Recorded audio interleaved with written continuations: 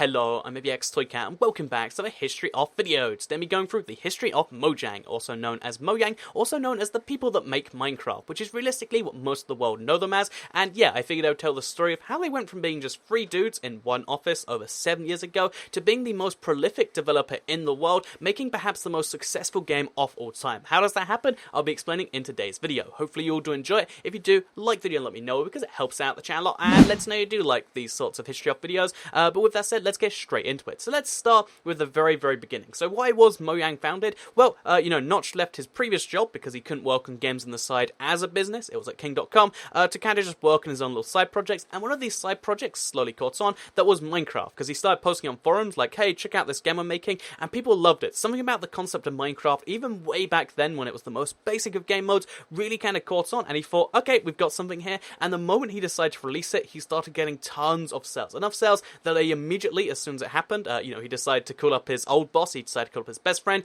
and the 3 of them, so that's Carl, Jacob, and Notch, decided to start a company together. So they called it Mojang, and if you're wondering why it's called Mojang, it's because in Swedish, by the way, that's why I pronounce it Mojang, because that's the official pronunciation. In Swedish, Mojang is roughly synonymous to like thingy or like widget, something like that, just like, oh, that's a thing, because they make things at Mojang. So yeah, they got together to found a company, which they literally called Thingy, basically, again, but in Swedish, and it's really interesting because the reason he got his old boss on board, because you might have been like, wait, why are the old boss, was to work on all of the company stuff, so that him and Jacob, again, his best friend at the time, could just purely work on making the games and stuff. So it's really interesting that even though they did both work on Minecraft at the start, because that was all this company did, slowly, Jacob, his business partner slash friend, decided to kind of, branch out onto doing the other stuff. However, none of it really caught on, because even though he was leading the Scrolls development for the longest time, again, as we all know, that game wasn't a massive success, and instead it was Notch that mostly drove the company. Just something interesting you want to know right here, he's the one actually making the game that did the whole thing, and basically as a result of him working on Minecraft so much,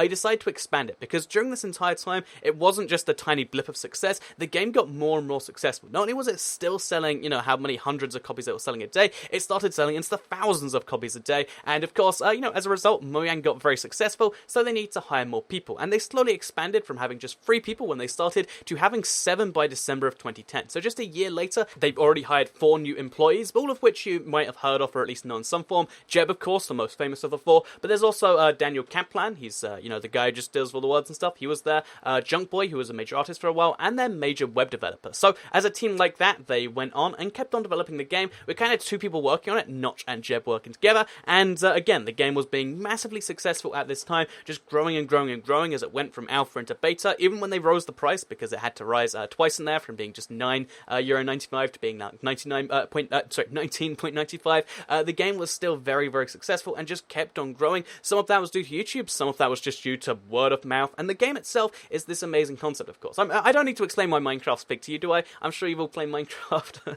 I'd imagine you have anyway. So yeah, you can understand that when the game is selling millions of copies on just the PC alone, the game is doing pretty well. Bear in mind that also, in early 2011, after they have the 7 employees, they launched on the Pocket Edition, or onto Android, with an exclusive deal with Sony, which was probably worth a lot. They started to work on the launch for consoles, and basically, yeah, they were really making this Minecraft game bigger and bigger and bigger, not only on the PC, which was their primary platform, and you can work out €20 times millions of copies, it's pretty good by itself, but also when you consider they're selling Pocket Edition copies and all this sort of stuff, the company is doing very well. So, anyway, this is just kind of a backdrop to what happens next, because Minecraft 1.0 finally released in November of 2011. This is when the game went from being, it launched in May of 2009, but it was just kind of like, we're working on this, and they slowly went through the alpha stages, the beta stages. Minecraft 1.0 was when the game officially and properly released. So, it was revealed by Notch in November of 2011.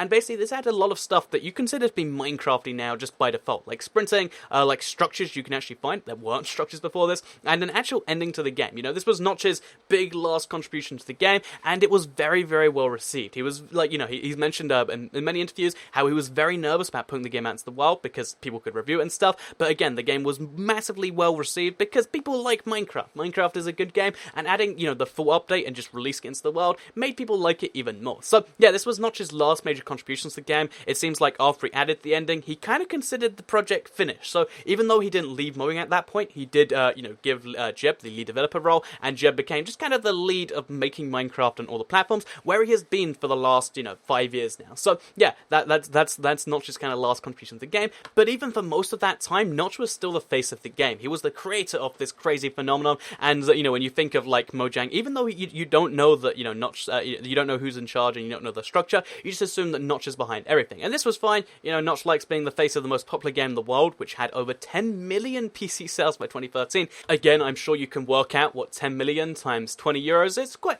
a bit of money, as it turns out. And this is kind of the phase where Notch just became wildly, all the Mojang staff that had any shares became wildly rich. And to kind of put that in perspective, they did a big company trip to Monaco. So they flew in private jets, and I'll show you a few pictures of it. It was the most insane thing I've ever seen a company do for all of their employees, which at this point was 24. So again, in the last just 2 years alone, they'd grown by another 17 employees, and they allowed every one of their employees to bring a +1 onto this little thing. And as a result of that, one of their +1s actually shared pictures of the whole thing. And it's really crazy to see any company, let alone this tiny indie company from Sweden, flying out 50 employees to one of the most expensive parts of the world, to then rent out some private clubs in that most expensive part, to rent out a full yacht here. I know people don't like the Hesse yacht, but to rent out a yacht of champagne all over the place. And it's just a very, very crazy kind of surreal thing. And this was just what they did for their company. So I just wanted to put this in here as a perspective thing on where Notch was in this kind of thing, because of course the game is successful, of course it's rich, and that's kind of the precursor to where Notch is now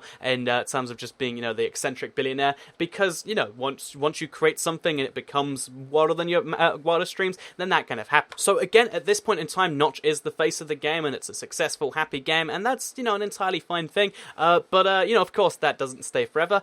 In this time though, it's worth mentioning that every single one of Mojang's other projects, I mentioned how they had several games before, they had lots of other projects, but at this point they all kept on failing. So they were working with some unnamed developer, but it was a big project they announced, so it was someone big to work on Rex Kwon Do. They decided to cancel that in the end. Notch was working on his own personal project after he stopped being lead developer in Minecraft. 0x10C, the space game you might have heard of, that got cancelled. He decided to stop working on that. And Scrolls, which even though is still technically up and running, was effectively cancelled at some point in that time. Basically, every single game that Mojang has made besides Minecraft kind of got cancelled. So they became known as the Minecraft people, Notch as the leader of the Minecraft people. And I think the big event, and this is the one he kind of states too as being the reason that he decided to, wasn't so happy with the game, is because of the fact that, there was a big EULA debate where they changed the agreement so that they were actually going to enforce what was going on. So basically, it was illegal to, or not illegal, it was against their terms of service, I should say, to actually, run a server in a for-profit manner in the way lots of servers were doing.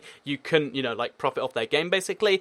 They made it so you could profit off their game if you did certain things. Basically, people revolted against this EULA. Server owners, said, this is the worst thing ever. Lots of very young people that didn't necessarily understand what was going on just went at Notch and, basically unleashed a massive torrent of hate towards Notch as the face of the game, and he's just why am I taking this? This isn't my responsibility. He wasn't even at the, in the office at the time, and this was, the big turning moment in his head as to why he decided to finally sell the company. So despite previously having railed at Microsoft repeatedly, on a whole bunch of things, mostly about Windows 8, I believe it was, Notch actually decided to try and find a buyer for the company. He was in talks with quite a few people, but he eventually decided to go with Microsoft. And it's funny because he previously mentioned that $2 billion was his price to just endorse anything, as you can see in this tweet here. And yeah, as it turns out, Minecraft did sell for $2.5 billion, which didn't actually all go to Notch. It just mostly went to him because Carl and Jacob both left, the company at the same time. All three founders, they left with some portions of that too, but the vast majority of that did go to Notch. And yeah, that is why Notch is in a situation where he's just entirely separated from Minecraft, still known as the Minecraft guy after all this time, but he has a lot of money and he's got the most expensive property in LA,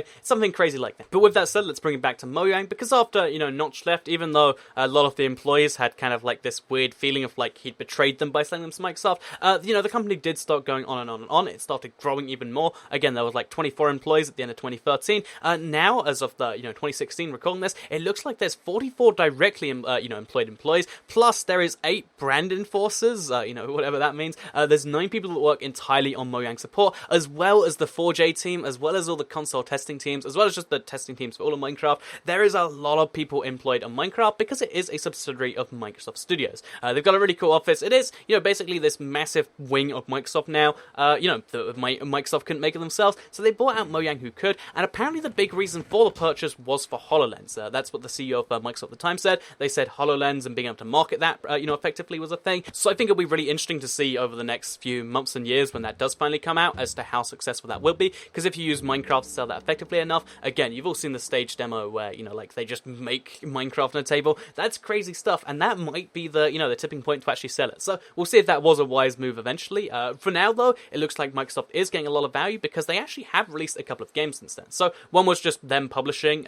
Jeb's game he'd been working on for several years, Cobalt. One was just a random free game made by one of their, staff members, Crown and Council. But they've mostly been working on Minecraft and Minecraft Story Mode. Despite having a lot more games when they went into this, realistically, Mojang as a company has only really succeeded when they focused on Minecraft, which is what they seem to be doing all of their resources on right now. So yeah, that's the state of Mojang. They went from being this tiny little indie company of just three dudes and a rising source of income to being one of the most wealthy, crazy companies because you don't need many employees to have a game that successful, and then to being where they are right now, where they're just a part of Microsoft and again, still massively successful, but still very much focused on this one game. The big issue for Mojang, I think, comes when Minecraft, the well does dry out. That's going to be, several years from now, but at some point, Minecraft can't sell more copies, at least not to fund the company. That's going to be a big issue they run into because they haven't, successfully transferred to other games. So we'll have to see how that does, go later down the line. But for now, Mojang is a successful company that went from the tiniest little thing to being pretty big and now being a wing of Microsoft, which,